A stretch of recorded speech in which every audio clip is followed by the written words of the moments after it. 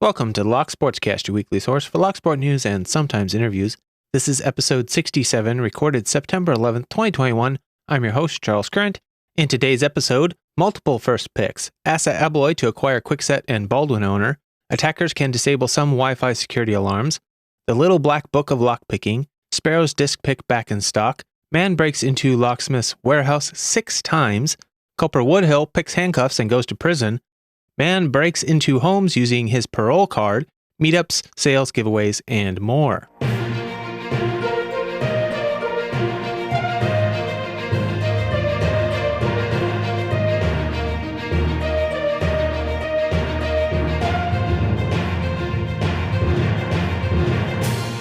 You can subscribe to the audio version of this show on most podcast apps and at thelocksportscast.com. If you don't already have one, you can find a Podcasting 2.0 compatible app at newpodcastapps.com. You can subscribe to the video version on YouTube or Odyssey. Links to stories discussed will be in the show notes. YouTube and some apps limit the length of show notes and the links I can put in them, but you can always find full show notes with all of the links at thelocksportscast.com. Before we get started, I want to say that I am working on ideas for trophies for the Locky Awards. I've reached out to see if I could possibly get some help from businesses, but I haven't had any response yet. If you have any ideas, please go ahead and reach out to me. Let me know what you're thinking. Keep in mind that I need to keep the cost down for both the trophies and the cost of shipping the trophies potentially internationally. At 17 categories, that can get pretty expensive. I was able to do it last year, partly thanks to the federal stimulus checks we received, but I don't have that luxury this year. I'm planning on letting people sponsor the Locky Award categories, but until I know the total cost, I won't know what I need to get for sponsorships, and I don't want to make the cost of sponsorship too high.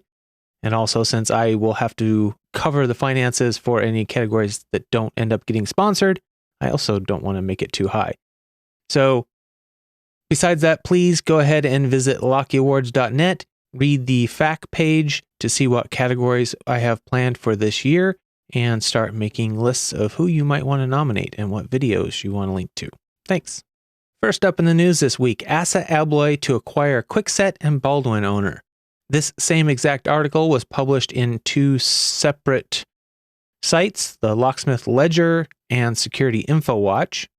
The article says that ASSA ABLOY announced it has entered into agreement to purchase the hardware and home improvement division of Spectrum Brands for $4.3 billion. This would bring the brands Kwikset, Baldwin, Weiser, and National Hardware under the corporate umbrella of ASSA ABLOY. Lucas Bozelli, executive president of ASSA ABLOY and head of the Americas division, said, "Our technology platform and innovation focus supplements HHI's current offerings and provides an excellent opportunity for us to deliver superior value to its customers." The president and CEO of ASSA ABLOY said, "This acquisition advances our strategy to strengthen our position by adding complementary products to the core business. It will further accelerate the transformation from mechanical to digital solutions."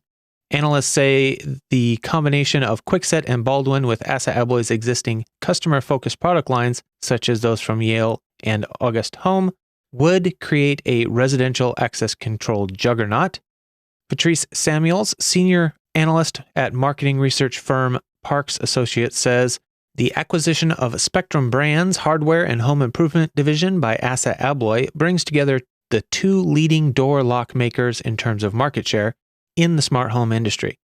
Brian Rutenberg, managing director of Imperial Capital, says, "I think that Allegion has to be worried by this because this is a big competitive threat for them, as the shelf space at Home Depot and Lowe's has just dramatically shifted to ASSA ABLOY. The only thing that they can hope for is to claim that this is a monopolistic move. If I were in their position, that's what I would try to do. That said, it's impossible for me to know what regulators are thinking along those lines. That's not my forte. But all I can say is I wouldn't want to be in the boardroom of Allegion." In a company statement, Allegion responded saying, "This announcement, which is still pending regulatory approvals, does not change Allegion's long-term business strategy or approach to the residential markets and current landscape in the U.S. And Larry Schwab, security engineer with Philadelphia-based Houdini Lock and Safe, was quoted as saying, "What they are really after is the grade 3 hardware business, Kwikset and Baldwin, and getting into those big boxes. One of the most popular things people need is locks and keys. Buyers want it so cheap that they will drive by 4 locksmiths and a hardware store just to get a deadbolt at a big box store. People will buy a deadbolt for $20 and think that's adequate for their home. And if everything goes through, the acquisition is expected to close during the fourth quarter of 2021. So we'll have to keep our eyes on that one. And United Locksmith Lock Blog put out an article entitled Do Criminals Pick Locks? I won't read the whole article, but I will read the intro and go over some highlights here. It says, whether or not criminals and burglars actually pick locks has been a topic of much debate in locksport and the lockpicking communities. And it is a question on the minds of anyone buying locks. Unfortunately, the answer you get is often something shallow like, no one is going to pick a lock when they can break a window. But is that statement true? You have dedicated lockpicking hobbyists doing their best to convince people no criminals pick locks because they do not want to be seen as contributing to any type of criminal enterprise. In other cases, people try to convince you to buy an unpickable lock because that is what they are selling. As someone who understands the value of ethical, recreational lockpickers and professional criminologists who investigate covert entry, I knew the answer wasn't going to be a simple yes-no answer. It became clear this was going to need an article. To get the answer as to whether criminals pick locks, we'll be discussing the following, and the article is then broken down into several sections. We have criminals versus locksport, where they discuss what locksport is about, how criminals are generally educated in lockpicking, whether it's by other criminals or by hobbyists, and locksport's role in improving the security sector by demonstrating problems that must be fixed, a lot like white hat hackers. They have a section called Historical Lockpicking, which in that section they discuss lockpicking and burglaries in the 1800s, the fact that criminals always learn to manipulate locks even when the information is hidden, and they go over A.C. Hobbs and his finding exploits. The next section is Notable Burglaries, where they note that there are not many well-documented high-profile lockpicking burglaries. Notable lockpicking crimes involve skilled teams, commercial spaces, and targeted valuables generally. The article then goes over a lot of burglary statistics. They have a really nicely laid out table, and they analyze the statistics and what they mean. And part of that takeaway is they say, let's just set the record straight. There are criminals who pick locks, but the average criminal does not pick locks. The next section is called Recent Crimes, and they say locksmiths are targeted by burglars looking to steal professional tools. Criminals are being found with lock picks, which can be evidence of a crime, and burglars have recently been documented intending and successfully picking locks. I think a lot of those topics we go over in the lockpicking criminals section of this podcast even. They have another section called Other Burglary Methods, where they discuss the different other techniques for entry, including prying, kicking, ramming, cutting, reliable exploits, and just plain unlocked doors. In closing, they say, yes, criminals pick locks, and no, you don't need to be overly concerned about lockpicking criminals. You are only likely to be targeted by lockpicking criminals if you have a stockpile of goods in a non-residential space. It's a very well-written article. I recommend you go check it out, and links will be in the show notes. The next subject was actually discussed by Steve Gibson on the Security Now podcast on the Twit Network. He says, attackers can remotely disable Fortress Wi-Fi home security locks. I'm going over this to kind of highlight why I don't trust, personally, any locks that have Wi-Fi and Bluetooth enabled features. These aren't locks specifically, these are home security alarms, but the general principles still apply. He says 2 vulnerabilities have been discovered in the Fortress SO3 Wi-Fi home security system that could be abused by a malicious party to gain unauthorized access with the aim of altering the system's behavior, including disarming the devices without the victim's knowledge. Fortress was notified of these 2 unpatched security issues back in May. The Fortress SO3 Wi-Fi home security system is a do-it-yourself alarm system that enables users to secure their homes and small businesses from burglars, fires, gas leaks, and water leaks by leveraging Wi-Fi and RFID technology for keyless entry. Rapid7, who discovered the vulnerabilities, described them as being trivially easy to exploit. One issue involves an unauthorized API access that enables the attacker in possession of a victim's email address to query the API to leak the device's internal mobile equipment identity number, which also serves as the serial number. Armed with the IMEI number and the email address, the adversary can proceed to make a number of unauthorized changes, such as disabling the alarm system without the owner's knowledge. The second vulnerability presents similar problems but requires less prior knowledge of the victim, as the attacker can simply stake out the property and wait for the victim to use the RF-controlled devices within radio range. The attacker can then simply replay the disarm command later without the victim's knowledge. If you're really interested in this, Steve Gibson goes through this attack in great detail and gives you a lot more information about it. He also mentions during that same episode that there is a new vulnerability discovered in the Bluetooth protocols. So recommend you go over there and check that out if you are even considering putting Wi-Fi or Bluetooth enabled security devices in your home. First up in community news, I want to start with another reminder that Dark Arts Lockpicking has started a GoFundMe to help Bronx Lockpicker 60, whose only child and daughter lost a battle with cancer. So if you would be willing to go over there and show some support and donate a few dollars to that GoFundMe, it would be greatly appreciated. Moving on, Down Under Monkey has what appears to be the first public pick of the Showa Lixil WS, an unshimmable reverse sidebar slider lock. So I will have a link to that video in the show notes. If you aren't already a subscriber, go check it out. And Artichoke 2000 released his latest video, which he says is the first public pick of the MIWA PX. In the description of the video, he also lists all of the MIWAs that he has picked, including all of his MIWA first public picks. So some of the videos are public, some of them are currently unlisted, so you will only be able to get them through the links in this video that he has published, which I will have a link to his MIWA PX video in the show notes if you aren't already subscribed to him. But the public videos he has out are the U9, the PR, and the 3800.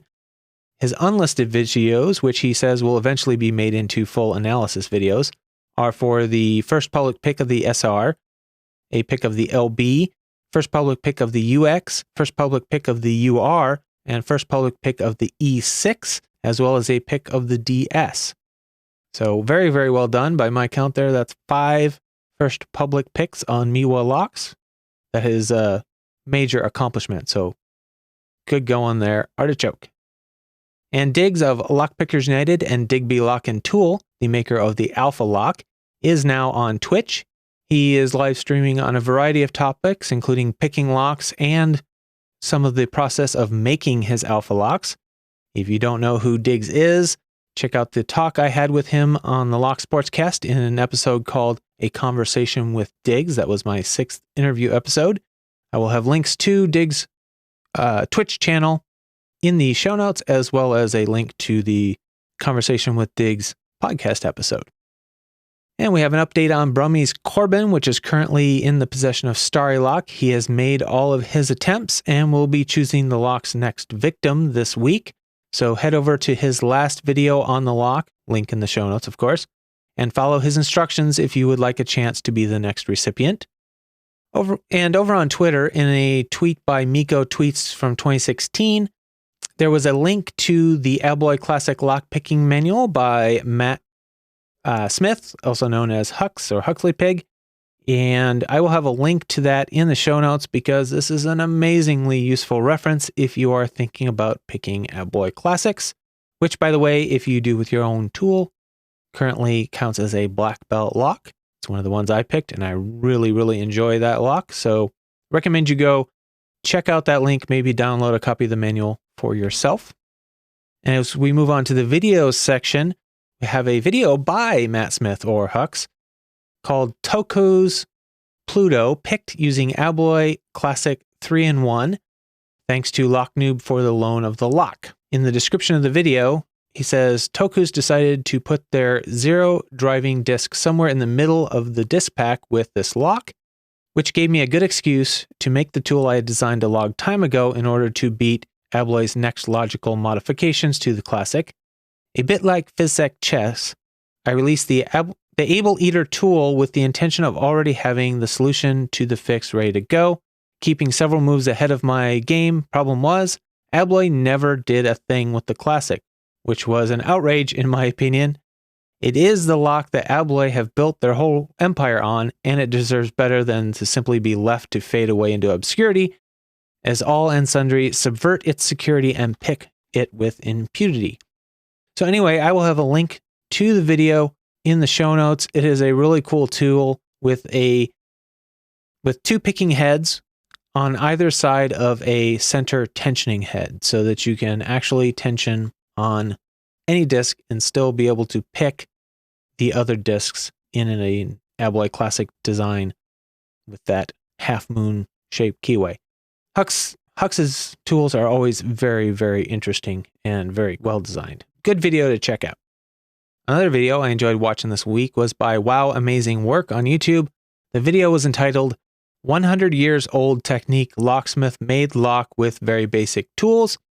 And just what it is, this locksmith, it appears to be another one of those, possibly in India, making a very old, very, very old lock design, a very simple lock design, but he makes it almost completely with hand tools.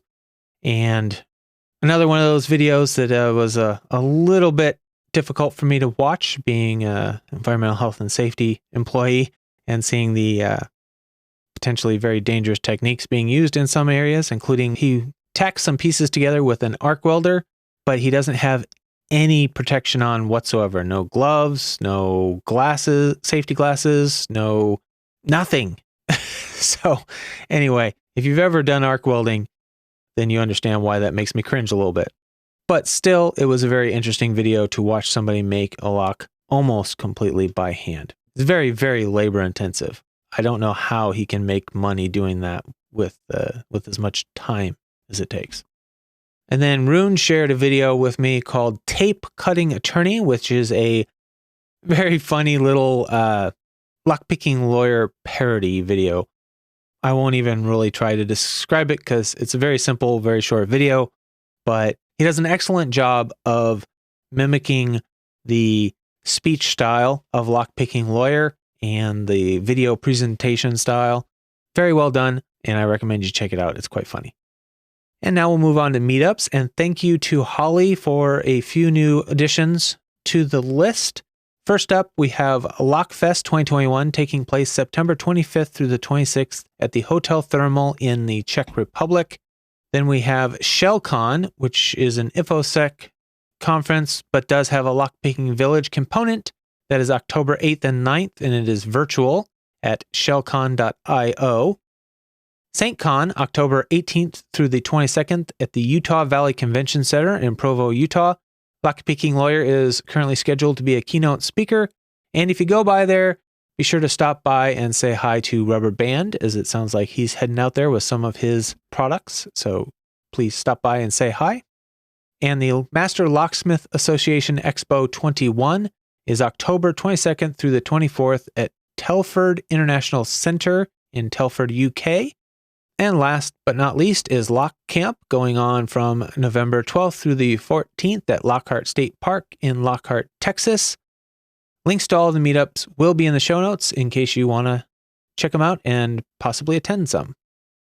Moving on to products, first up we have a new book that was shared with me by several people this week. It is called Little Black Book of Lockpicking. It's lock opening and bypass techniques for security professionals.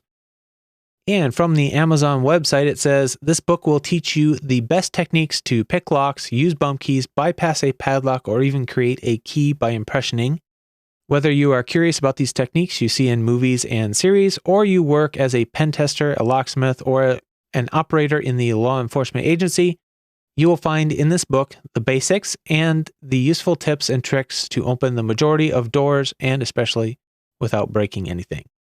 This book also covers different types of locks, such as pin tumbler locks, dimple locks, wafer locks, lever locks, pump locks, and much more. It includes several step-by-step tutorials for making lock-picking tools, cutaway locks, self-impressioning soft keys, both for the beginner and the specialist. It is used by the author as a training material for his training private sessions. The book is currently available on Amazon in both paperback and Kindle form, and I will have a link to the Amazon page in the show notes. And it would appear that, at least at the time of this recording, the Sparrows Disc Pick is back in stock. Current price $45 US at sparrowslockpicks.com for all of those of you who might have been waiting on the next shipment. And it looks like XBmod has also been working with Vent to make a set of handles for the new Lockmaster picks that they've designed. On the XBmod's website, it says the new version of the Lockmaster Lockpicks from Vent with interchangeable handles also offer a chance to add custom handles too. I was delighted to get the opportunity to officially work on the project, and I can now offer custom handles to jazz up or personalize your lockpicks. I work with different kinds of materials and colors, including some woods, but mostly I work in acrylics and fiberglass, both of which I can supply in virtually any color.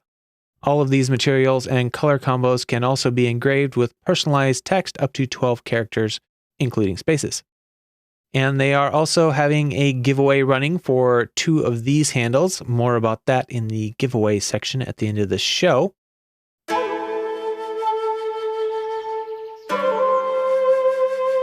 In Lockpickers United belts this week, we have multiple new purple belts to announce. We have Dr. Nebilo. I'm sure I'm pronouncing that wrong. Bodhi Pika, Lockpicking Dev, and Z. Congratulations to all of you on your brand new purple belts. And also congratulations to A Monitor Darkly for earning his 9th dan on his black belt by picking a huge list of 137 locks that are ranked purple or better on video. So very, very impressive amount of picking there.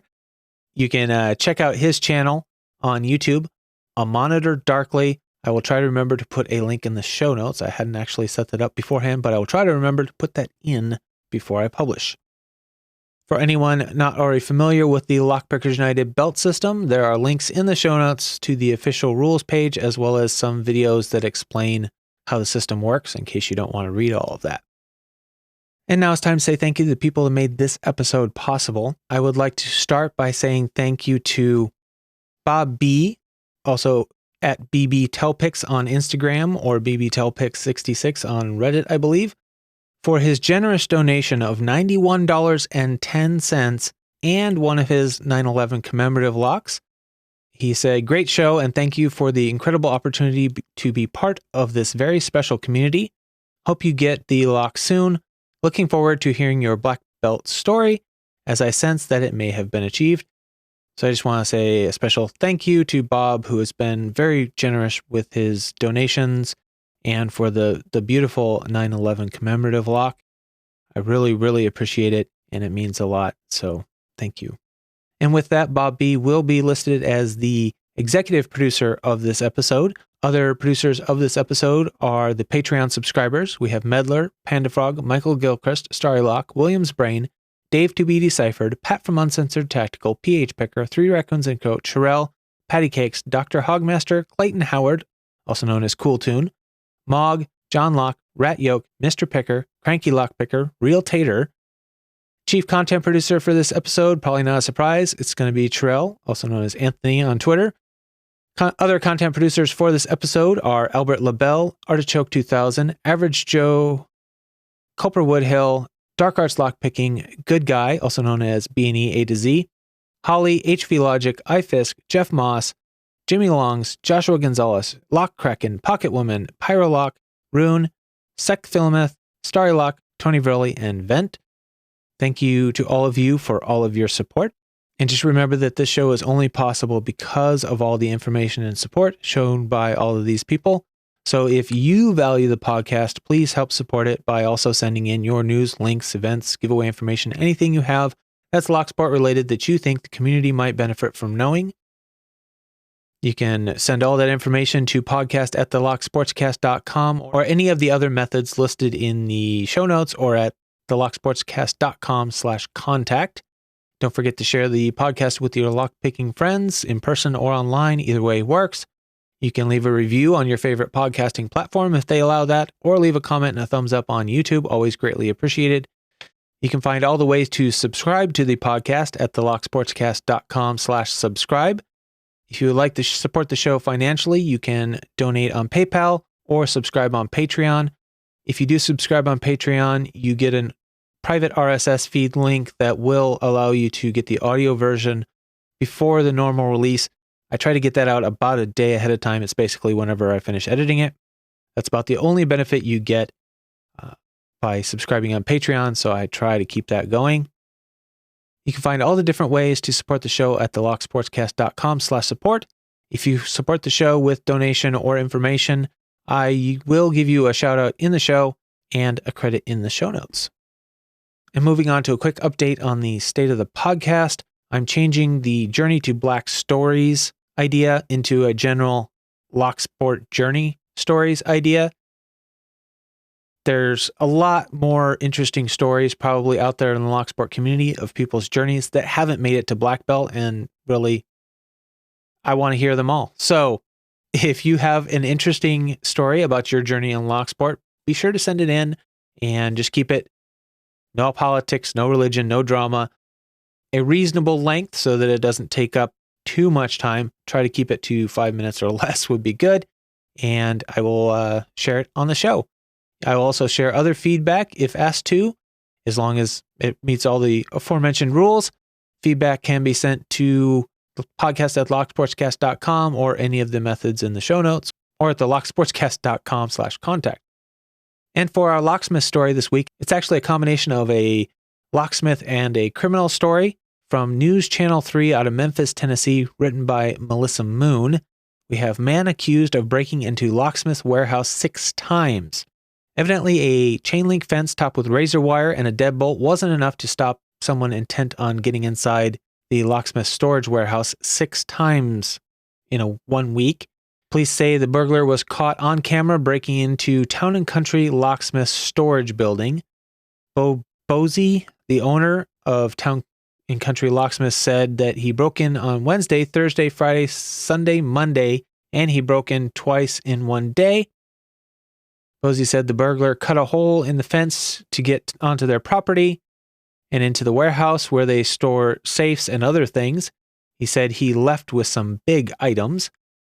He says, "I don't know what exactly he's got because I haven't taken inventory, but he's taken some tools.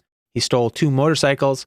We recovered them, but there's a lot of stuff we didn't recover." Bozy said a friend and the owner of the building next to his warehouse confronted the burglar and recorded him on his cell phone. "We actually knew his name, where he was staying, where he was from, and all of that on Thursday," said Bozy. "He even admitted he stole the motorcycles." Police say they arrested the suspect after he was spotted at a liquor store nearby. They said he was wearing the same clothing as the burglar in the surveillance video. According to Bozy, police were still on scene Monday night finishing their report when he and a friend saw the suspect and they were able to take him into custody. He also said the surveillance video shows more people may have been involved in some of the break-ins, but so far police have not released a description of any other suspects. And next up for the Strange Block Story segment, we have a video that was shared with me that will be live on Culper Woodhull's page on Monday, called "Culper Woodhull Goes to Prison After Picking Prisoners' Handcuffs." The description reads, "I picked some handcuffs, and it went a little sideways after." I'm not going to give away the details of this video, so I'm just going to leave that little teaser right there for you. I will have a link in the show notes so you can go check that video out.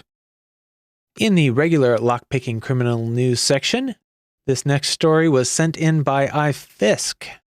Out of the Saginaw and Bay City News, written by Cole Waterman, man broke into Bay County homes looking for drugs, used parole card to Jimmy doors open, say police. This is Bay City, Michigan. Says 6 Northern Bay County homes were targeted by an intruder. one who seemingly used his old Michigan Department of Corrections parole card to jimmy his way past locked doors. Now that suspect is facing 2 felonies after police chased him down and caught him near the scene of the burglaries. The charges relate to burglaries of 2 specific homes that occurred the morning of Tuesday, September 7th. According to police reports contained in court files, a woman at one of the homes was sleeping when she heard the door from her attached garage open. She woke and went to see if her husband was home, only to be confronted by a man in her kitchen. She told deputies he looked shocked to see her. He took off toward the door, and the woman ran into her bedroom. She armed herself with a handgun and telephoned her husband, then 911. Similarly, in the other case, a woman awoke to the sound of a door slamming. She then followed her dogs to a bathroom where she too encountered the suspect.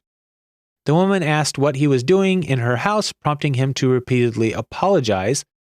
Deputies spoke with another resident who showed them video footage from a trail camera he had installed in his garage. The video showed a man entering the garage, looking around, and then leaving. In all, deputies determined the intruder had entered 6 homes, though he did not appear to have stolen anything. Deputies also determined that he had apparently used his parole card to gain entry into the homes.